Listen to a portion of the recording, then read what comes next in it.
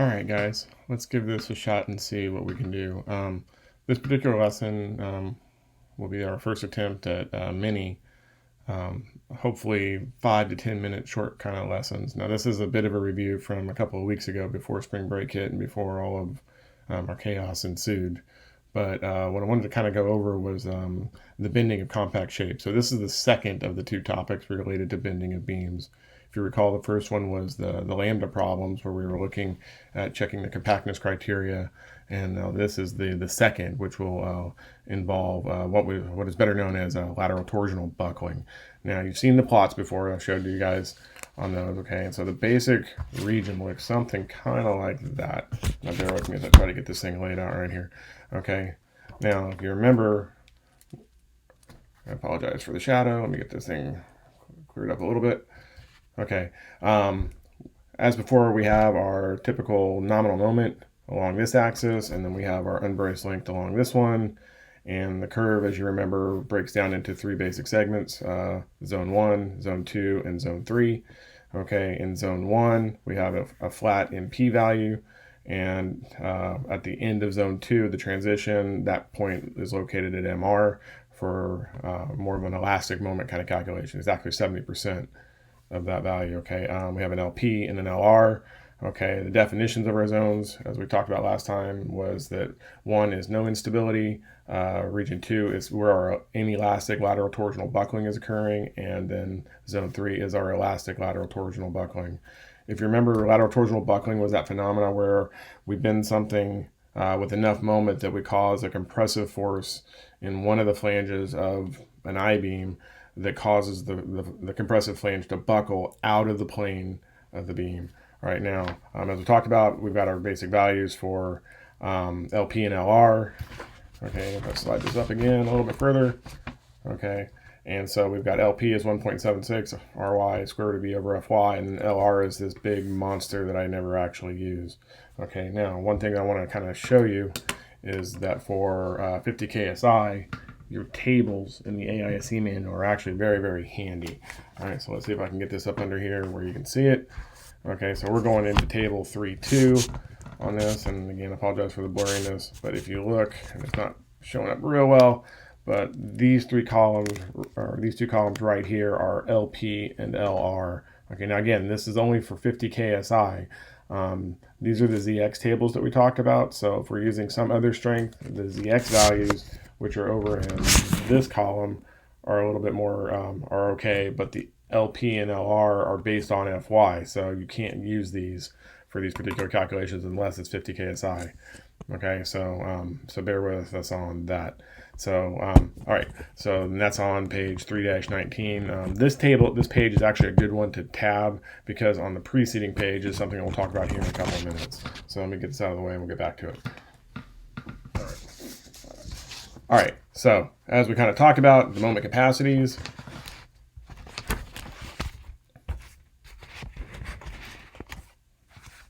The moment capacities are given as follows for zone 1. This is the case where LB is less than LP, and MN is equal to the plastic moment, which was the XFY.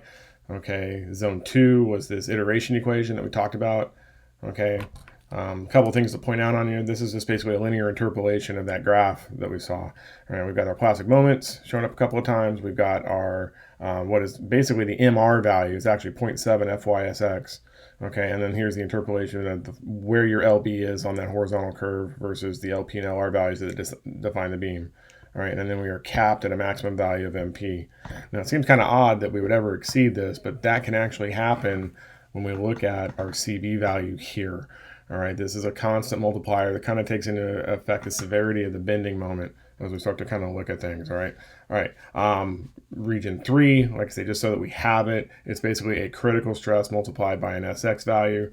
Okay, and you can see that it is a very ugly and very long equation that, quite honestly, in practice, I've never used.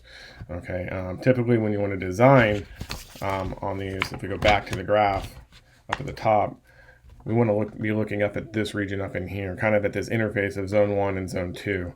All right, so this is kind of the sweet spot, because if I get myself over here on my curve, I'm being very inefficient in the material. I've got a member that is just way too big for the load that's being applied. And if I get past this little turn down point and I start coming down the slide, so to speak, then that area you start giving up capacity, and now you're getting into sections that are a little bit too slender for the job that you want to do. So we want to try to kind of stay as close to this as possible, which is good because that gives us a first guess on LP, which, as you saw in the table, I have that value for a 50 KSI, and even for some other KSI grade of steel over here, we can always come back to this equation, and it's an easily computable quantity. All right, so that's a real good starting point for any problem when we want to start to take a guess. All right, okay, now about that CB value, let's talk about it a little bit. Okay, all right, so what we said is that CB is basically a factor for non-uniform bending. Okay, if you go look at table 3-1 for simply supported beams, this is the table on the previous page from the one I just showed you. All right, and it looks something kind of like this. Okay, all right, and so what you'll see is that in this particular case, you've got a bunch of different cases on here. And so like the first one here ends up being our all of these are for simply supported beams. This is for a point load in the middle, and what matters in these calculations is where are you bracing the beam. All right, so for a case where I'm not bracing anywhere, meaning that this thing is free to do, then what you'll see is that the CB value is a 1.32, and I'll show you this calculation, how they computed it here in a second. All right, if you brace it only at the midspan, then what you'll see is that those CB values actually go up, which actually increases the strength of the beam, which is a good thing.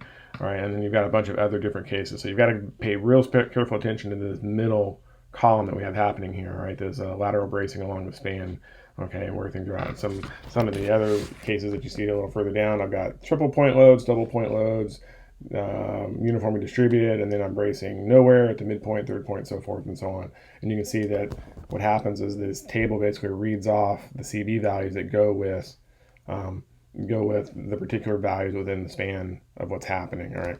Okay. Now, what's happening in every unbraced length is that you have to watch out for a couple of combinations. All right. You've got to look out for the moment, the unbraced length, okay, as well as the grade of steel, and then that CB value, okay, because it's possible in a case, not necessarily this one, but the example is that when we look at, for any given section to calculate CB, we get something that looks like this. I take the section that I want, so if I have a bracing point that's here and a bracing point that's there on this thing, okay, we're going to take the span between bracing points. We have to evaluate every single one of them along the length of the beam. All right, okay, and so the way that we do this is the CB equation is basically kind of out of order here. Looks something like, I lost the page. Bear with me here. Okay.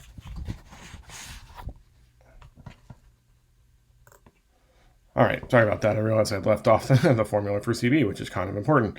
Okay, so what happens is when we start to calculate CB, it's given by this expression here. It's 12.5 times the maximum moment within that region that we were talking about. Okay, over 2.5 times that maximum value plus 3 times MA plus 4 MB plus 3 MC over here. All right, and so what happens is that, like we say, for every unbraced region that we have, I take the length of beam, and A, B, and C are taken at the quarter points. All right, so if my bracing was here at the first one, A occurs at L over 4, where L is the length or the distance between these two guys, all right? And then L over 2 is at B, and then 3L over 4 is C, and so forth and so on, all right?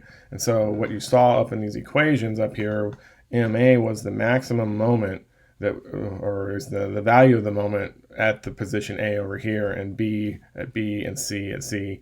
And then that maximum value, this guy up here, can be anywhere within that span. He could be out at the ends, or he could be at one of these points, or he could be somewhere in the middle, depending on what your loading is doing. All right, so that's kind of the nature of how you start to calculate this guy. So let me show you one real quick. This is that first one out of the table. Okay, it's pretty straightforward, and so let's take a look at a simple case here. All right, so I've got a simply supported beam. I put a point load at the middle on this thing, and just so that we're clear, we know that the moment diagram on this is going to be some sort of triangular shape. Okay, we know that the peak is PL over 4. Okay, and so all I do is I basically evaluate this beam, and so we're assuming that we're bracing, again, we're bracing it at the ends, and most of the time in a support you can assume that it's braced. Not always, but you got to kind of be careful on that. Okay, and so for A, that basically drop a line down here, and it's the value of the moment at that point. So the value of this moment diagram. So I'm PL over 4 over here, but then halfway back, if this is linear, this becomes PL over 8, and that's what you're seeing on this value here. All right, and then MB is PL over 4. The maximum within this region is also at B, so that's why it's PL over 4. Okay, and then MC again is PL over 8 because of the symmetry. Now again, if you had a non-symmetric moment diagram, A, B, and C could all be different values, and the max could be something completely different as well. All right, so all I do to calculate this is I basically run the numbers, and so I plug in M max, and I run plug in MA, MB, and MC, and if I do that, it's 12.5 times PL over 4, 2.5 times PL over 4, 3 PL over 8 plus 4 PL over 4 plus 3 PL, yada, yada. You guys can see the equation. All right, and if I do the math and do the algebra, the P's and the L's all cancel, and I get the factor 1.32 that you saw on the table. Okay. Oh, excuse me. All right, so now there is one special case that I want to point out, and this is what we call as a constant moment region. So if I look at this, let me draw this here real quick for you. Okay, the moment on this guy, look at this live action, aren't you loving it? All right, and here's my moment. All right, and so the moment diagram we know looks something kind of like this, where this is the value of M, and this is positive. All right, okay, and if we look at, that's my basic moment diagram. And so if I did A, B, and C, you could see that at A, it's M, at B, it's M, at C, it's M. They're all the same values. And when that happens, you get the special case of CB equals 1.0. All right, now this is a very important value in AISC, because in the next lesson, I'm going to show you a shortcut table method to be able to do this. All right, and you're going to find out that CB is calibrated to 1.0 because that's the lowest value of moment that the section could ever possibly have. All right, this is the most severe bending particular phenomenon. All right, I'm cranking down on it, and it's pretty constant all the way along the cross section. I'm not getting any relief. Outward moment is low on it. So anyway, we'll stop this one here for now, and then in the next lesson I'll pick up, I'll show you the tables, and then we'll work an example problem, and that should be good to get you going on the next homework assignment. So anyway, stay tuned, and we will talk to you soon. Thanks.